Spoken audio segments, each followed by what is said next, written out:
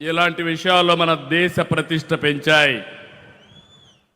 ఇలాంటి అనేక కార్యక్రమాలు ఇప్పుడు ఆయన చేసిన పనుల వల్ల ప్రపంచంలో మన గౌరవం పెరిగింది, భారతదేశ ప్రతిష్ట పెరిగింది, ఒక నమ్మకం వచ్చింది. 2047కి తిరుగులేని శక్తిగా భారతదేశం తయారవుతుందని మరొకసారి విజ్ఞప్తి చేస్తున్నా. అవును అంటే గట్టిగా చప్పట్లు కొట్టి అభినందించండి ప్రధానమంత్రి గారిని. రెండు దిక్కళ్ళ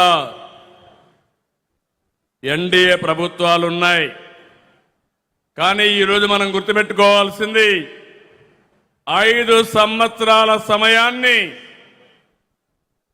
మనం అవకాశాల్ని పోగొట్టుకున్నాం. మళ్ళీ విధ్వంసం నుంచి ప్రారంభించాం. ఒక్కొక్క అడుగే ముందుకేస్తున్నాం. నేను మీ అందరికీ ఎన్నికల ముందు ఒకటే రాష్ట్ర ప్రజలందరికీ చెప్పాను. ఈరోజు కూడా ఈ సమావేశం మళ్ళీ ప్రజాసేవకు పునరంకితం కావడానికి ఈ సమావేశం మనం ఇక్కడ పెట్టుకున్నాం. ఏం చేశామో చెప్పాలి, ఏమి చేయలేకపోయామో కూడా చెప్పడానికి నేను సిద్ధంగా ఉన్నాను. విమర్శలకి ప్రతి విమర్శే కాదు, ఎవడైనా విమర్శలు చేసి సాక్ష్యాధారాలతో సహా వాళ్ళకు చెప్పే శక్తి ఈ ఎన్డీఏకు ఉందని మరొక్కసారి మీకు విజ్ఞప్తి చేస్తున్నా. ఆరో సంక్షేమం, అభివృద్ధి, సుపరిపాలన, ఈ 3 విషయాలు సమర్థవంతంగా చేస్తామని చెప్పాం. ఎన్ని కష్టాలున్నా, ఎన్ని ఆర్థిక ఇబ్బందులున్నా మనం చెప్పినది ఎలక్షన్ మేనిఫెస్టోలో గుర్తుపెట్టుకున్నాం. ఎన్టీఆర్ భరోసా దేశంలోనే అతిపెద్ద సంక్షేమ కార్యక్రమం. పేదలందరికీ 4,000, 6,000, 15,000, 10,000 ఇచ్చిన ఏకైక ప్రభుత్వం ప్రపంచంలో ఇక్కడ ఎన్డీఏ ప్రభుత్వం అని మీకు అందరికీ విజ్ఞప్తి చేస్తున్నాను. 63 లక్షలు ఇచ్చాం.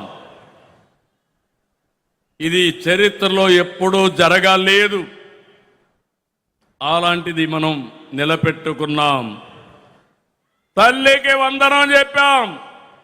ఎంతమంది పిల్లలుంటే అంతమందికి ఇస్తాన్నాం. ఇప్పుడే ఒక తల్లి వచ్చింది, 7 మంది పిల్లలుంటే 7 మందికి తల్లికి వందనం ఇచ్చామంటే అది ఎన్డీఏ ప్రభుత్వం. స్త్రీ శక్తి సక్సెస్ చేశాం. ఉచిత ప్రయాణ సౌకర్యాన్ని ఏర్పాటు చేశాం. ఇప్పటికే 71 కోట్ల మంది ప్రయాణాలు చేశారు. దీపం 2 తీసుకొచ్చాం. ఇరాన్లో యుద్ధ కారణంగా గ్యాస్ పెరిగినా పర్వాలేదు, ఎంతైనా భరిస్తామని నిర్ణయం చేసిన ప్రభుత్వం ఎన్డీఏ ప్రభుత్వం. మత్స్యకార సేవలో, ఆటో డ్రైవర్ సేవలో, నేతన్నలకు ఉచిత విద్యుత్తు చెప్పినట్లన్నీ చేశాం. ఇప్పుడే ఒక రైతు చెప్పాడు, కేంద్రం రాష్ట్రం 20,000 ఇస్తాన్నాం. ఈరోజు అన్నదాత సుఖీభావ కింద 20,000 ఇచ్చాం. కేంద్రం ప్రధానమంత్రి గారి కింద 6,000, మనం 14,000 ఇచ్చాం.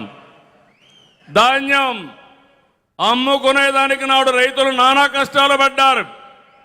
మనం వచ్చిన తర్వాత 24 గంటల్లో డబ్బులు చెల్లించామంటే అది మన చిత్తశుద్ధి.